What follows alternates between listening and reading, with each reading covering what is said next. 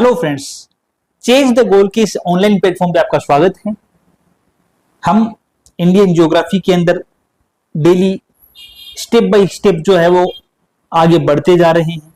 हम चीजों को बेसिक कंसेप्ट से क्लियर करते जा रहे हैं ताकि जो बड़े कंसेप्ट आए उनको समझने में हमें इजी हो, समझने में हमें सुविधा हो। ठीक है, हमने अब तक जो डिस्कस कर लिया है वो क्या डिस्कस किया है, हमने अभी तक जो पढ़ा है वो हमने चट्टानों की बात की। चट्टानों में हमने आग्नेय चट्टानें पढ़ ली, आग्नेय चट्टानें कितने प्रकार की होती है वो पढ़ लिया हमने फिर अंतर्वेदीय आग्नेय चट्टान पढ़ी, फिर हमने बहिर्वेदीय आग्नेय चट्टान पढ़ी।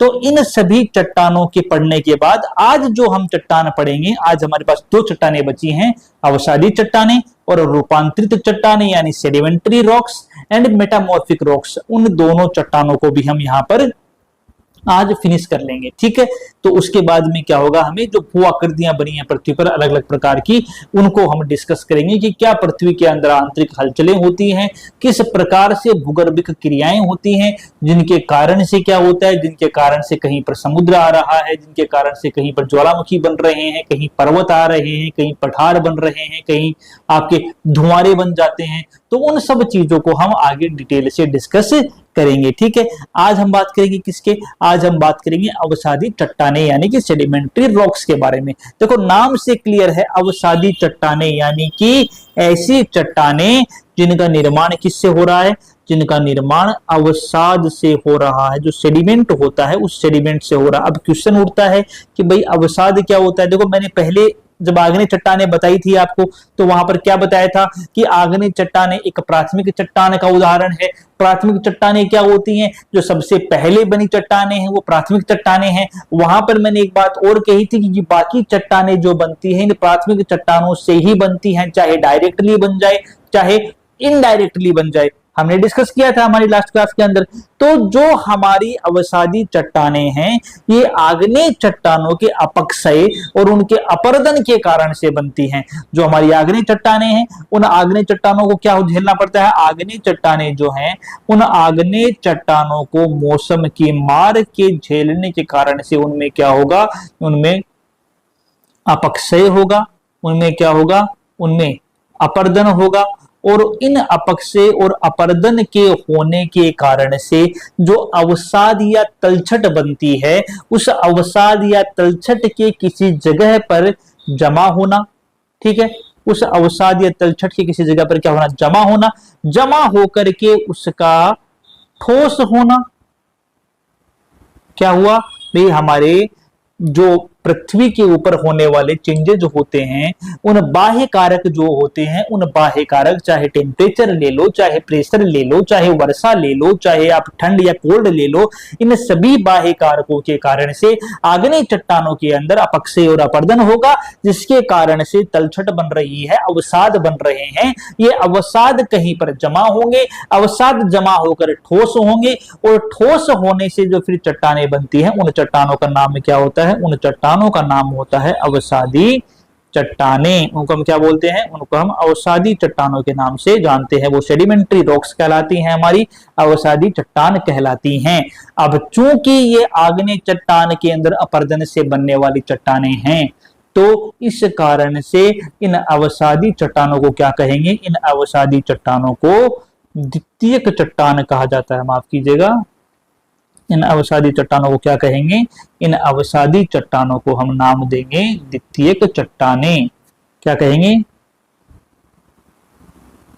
द्वितीयक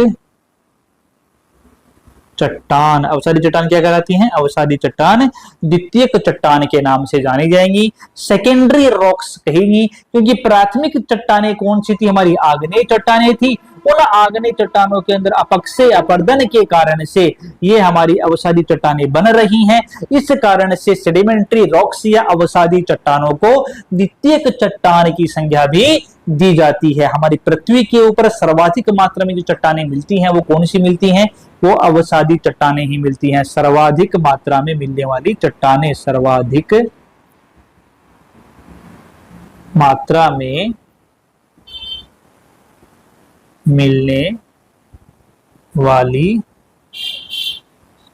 चट्टानें कौन सी हैं, सर्वाधिक मात्रा में मिलने वाली चट्टानें आपकी कौन सी होती हैं? वो आपकी अवसादी चट्टानें ही होती हैं। ये चट्टानें क्या हैं? क्योंकि अपक्षय एवं अपरदन के सोलिडिफिकेशन के कारण से बनी है, इस कारण से ये चट्टानें क्या होंगी? इस कारण से ये चट्टानें कोमल चट्टानें होती हैं। और जब चट्टानें कोमल होंगी तो इनका अपरदन क्या होगा? इनका अपरदन और ज्यादा होगा, तो इनका अपरदन भी क्या होता है? ज्यादा होगा। ठीक है, अपरदन क्या होगा? इनका ज्यादा होगा। इतना क्लियर हो रहा है भाई? क्योंकि हुआ क्या कि आग्नेय चट्टानों के कारण से बनी है, आग्नेय चट्टानों से बनी है, इसलिए तो क्या बोल दिया गया? इसलिए इनको बोल दिया गया द्वितीयक चट्टानें। Number 1 point. दूसरा, क्योंकि आग्नेय चट्टानों की अपक्षय एवं अपरदन से बनी है, इसलिए क्या होंगी? नेचर के अंदर कोमल होंगी, थोड़ी सॉफ्ट होंगी, तो इनका अपरदन क्या होगा? इनका अपरदन भी ज्यादा होगा। क्लियर है इतना? ये जो हमारी चट्टानें हैं, मैंने क्या कहा था जब आग्नेय चट्टानें हमने पढ़ाई थी, तब हमने वहां बोला था कि उन चट्टानों में जीवाश्म नहीं पाए जाते, लेकिन हमारे अवसादी चट्टानों में क्या होता है? जीवाश्म पाए जाते हैं। और अवसादी चट्टान जीवाश्म ईंधन का एक बड़ा सोर्स है। इसमें क्या पाए जाते हैं? इसके अंदर जीवाश्म आपके प्रेजेंट होते हैं। और ये क्या है? ये जीवाश्म ईंधन का एक बड़ा स्रोत है। किसका स्रोत है ये हमारे जीवाश्म ईंधन का एक बड़ा स्रोत होता है। कौन सी चट्टानें?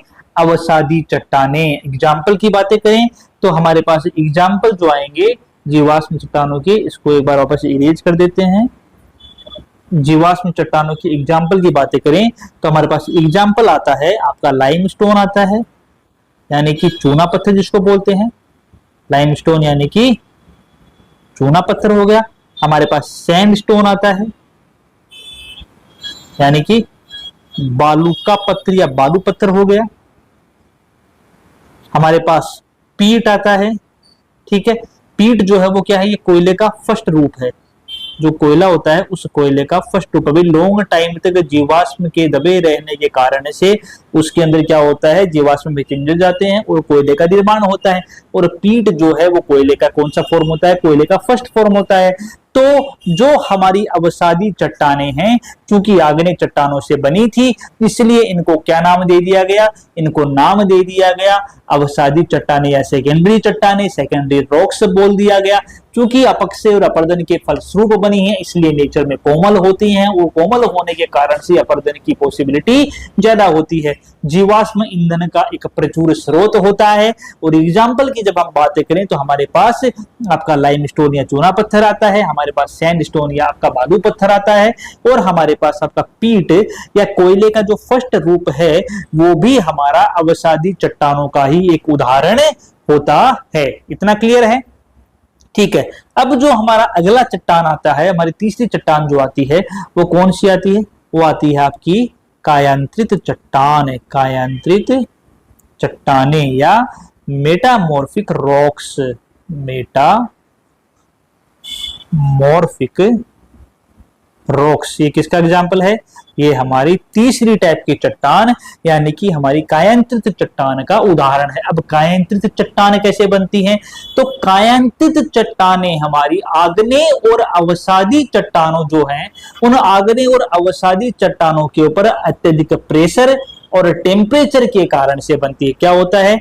जो हमारी आग्नेय चट्टानें हैं, जो हमारी आग्नेय प्लस जो हमारी अवसादी चट्टानें हैं, जो हमारी आग्नेय प्लस अवसादी चट्टानें हैं, इन आग्नेय और अवसादी चट्टानों पर हाई टेम्परेचर और हाई प्रेशर के कारण से इनमें भौतिक तथा रासायनिक चेंजेस होते हैं। इनमें क्या होता है? इसके कारण से इसमें भौतिक व रासायनिक परिवर्तन देखने को मिलते हैं। क्या होता है?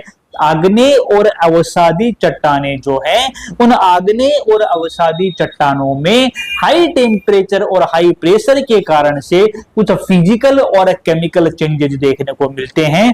और इस फिजिकल और केमिकल चेंजेस के कारण से जो नई चट्टान हमारे सामने बनकर आती है, उस चट्टान का नाम रूपांतरित चट्टान या आपका मेटामॉर्फिक रॉक्स होता है। क्या होता है? रूपांतरित चट्टान या मेटामॉर्फिक रॉक्स होता। बनी किससे हैं? आग्नेय या अवसादी चट्टानों के कारण से ही बनी है। तो ये हमारी प्राथमिक और द्वितीयक चट्टान हो गई। इसको हम क्या बोल सकते हैं, इसको हम तृतीयक चट्टान भी कह सकते हैं। क्लियर है इतना? ठीक है, एग्जाम्पल से समझें। जैसे एग्जाम्पल से आप ऐसे समझो कि ग्रेनाइट है। ग्रेनाइट कौन सी चट्टान है? आपकी प्राथमिक चट्टान है।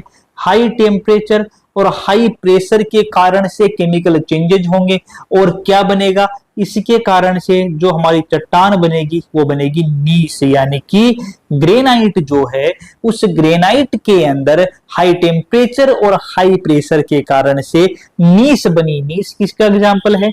एक कायांतरित चट्टान का एग्जाम्पल है। दूसरा समझ लो आप, जैसे आपका लाइमस्टोन, अभी हमने बताया था चूना पत्थर एक अवसादी चट्टान का एग्जाम्पल है। तो इस चूना पत्थर पे जब हाई टेम्परेचर और हाई प्रेशर पड़ा तो इसके अंदर केमिकल और फिजिकल चेंजेज हुए और इसके कारण से क्या बन गया, इसके कारण से मार्बल यानी संगमरमर का निर्माण हुआ। तीसरा एग्जाम्पल ले लें, जैसे आपका सैंडस्टोन होता है, एक अवसादी या सेडिमेंट्री रॉक्स का एग्जाम्पल है।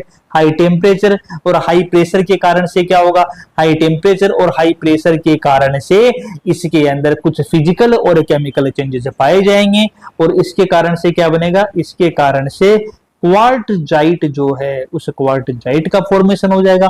कौन सी चट्टान हो गई, एक कायांतरित या रूपांतरित चट्टान का एग्जाम्पल हो गया। और क्या हो सकता है, आगे देखते हैं। हमने क्या कहा, पीट जो है, पीट क्या है, कोयले का फर्स्ट फॉर्म है।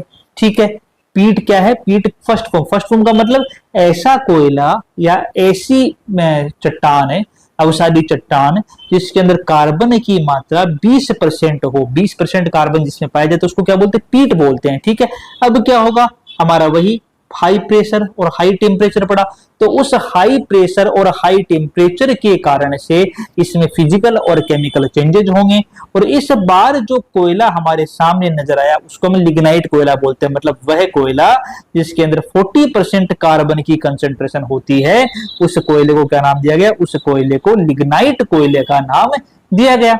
इतना क्लियर है? ठीक है, तो पीट पे हाई प्रेशर और हाई टेम्परेचर पड़ने के कारण से कौन सा कोयला बना, लिग्नाइट बना।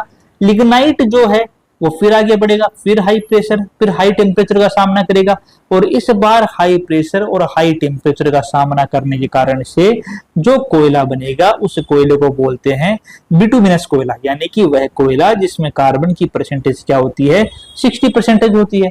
ठीक है, अब क्या होगा, जो बिटुमिनस कोयला है ये सेम प्रोसीजर को फॉलो करेगा और सेम प्रोसीजर को फॉलो करके इस बार बिटुमिनस कोयला आपके एंथ्रेसाइट कोयले के अंदर क्या हो जाएगा, बिटुमिनस कोयला एंथ्रेसाइट कोयले के अंदर डेवलप हो जाएगा। तो हम क्या लिख सकते हैं यहाँ पे, हम यहाँ पे लिख सकते हैं कि ये वाला कोयला कौन सा आ गया हमारा, एंथ्रेसाइट कोयला। कार्बन कितना होगा, 80% क्या होगा, इसके अंदर कार्बन होगा। अब मान लो अभी भी प्रेशर और टेम्परेचर बढ़ रहा है, आपने क्या किया, उस कोयले को वहां से नहीं निकाला, अभी भी कोयला वहीं पड़ा हुआ है। इसको वापस से ब्लू से, हमारा ऑर्डर डिस्टर्ब हो रहा है इसलिए हम ब्लू से, ठीक है। तो अब क्या होगा, अब यह कोयला जो है वो किस में कन्वर्ट हो जाएगा, अब यह कोयला ग्रेफाइट के अंदर कन्वर्ट हो जाएगा। अब यह कोयला किस में कन्वर्ट हो जाएगा, ग्रेफाइट। ग्रेफाइट के अंदर क्या होता है, 90% कार्बन होता है। तो अब कोयला किस में कन्वर्ट हो गया, ग्रेफाइट के अंदर कन्वर्ट हो गया। ठीक है, और ग्रेफाइट जो है ये बाद में क्या होगा, किस में कन्वर्ट हो जाएगा, ये आपके डायमंड के अंदर कन्वर्ट हो जाए। कार्बन के अपर रूप ही तो है, ग्रेफाइट है, डायमंड है, ये कार्बन के अपर रूप ही होते हैं। इसके अंदर क्या होता है, 100% कार्बन हो गया आपका। तो कहने का मतलब ये हुआ कि ये सारी की सारी आपकी रूपांतरित चट्टानों का उदाहरण होती हैं, क्योंकि पीट से लिग्नाइट, लिग्नाइट से बिटुमिनस, बिटुमिनस से आपका एंथ्रेसाइट, एंथ्रेसाइट से आपका ग्रेफाइट एंड ग्रेफाइट से फाइनली क्या बना, डायमंड बन गया। तो एक साइकिल क्रम के अंदर कंटिन्यूअसली टेम्परेचर और प्रेशर के बढ़ते रहने से चेंजेस आते गए और चेंजेस आते जाने के कारण से आपको नई नई स्ट्रक्चर देखने को मिली। हमारे इंडिया के अंदर जो सर्वाधिक मात्रा में कोयला पाया जाता है वो कौन सा है, वो आपका बिटुमिनस कोयला है। बिटुमिनस कोयला क्या है, बिटुमिनस कोयला इंडिया जो है उस इंडिया के अंदर सर्वाधिक मिलता है। इंडिया में सर्वाधिक कौन सा कोयला मिलता है, इंडिया में सर्वाधिक आपका बिटुमिनस कोयला मिलता है। तो ये कौन सी चट्टानों की बात हो गई, ये आपकी रूपांतरित चट्टान जो है उन रूपांतरित चट्टानों की यहाँ पर बात हो गई। ठीक है, हमने सारी की सारी चट्टानें पढ़ ली, आग्नेय चट्टान पढ़ ली, अवसादी चट्टानें भी पढ़ ली और रूपांतरित चट्टानें भी पढ़ ली। आज के हम इतना ही डिस्कस करेंगे। हमें उम्मीद है कि जो जो आपको यहाँ पर बताया गया है वो सारा आपके समझ में आ रहा होगा। अगर आपको ये सारा लेक्चर पसंद आ रहे हैं या ये सीरीज पसंद आ रही है तो कमेंट बॉक्स में कमेंट करके हमें जरूर बताएं। आज के लिए इतना ही करेंगे, बाकी मिलते हैं अपनी अगली क्लास में। तब तक के लिए धन्यवाद।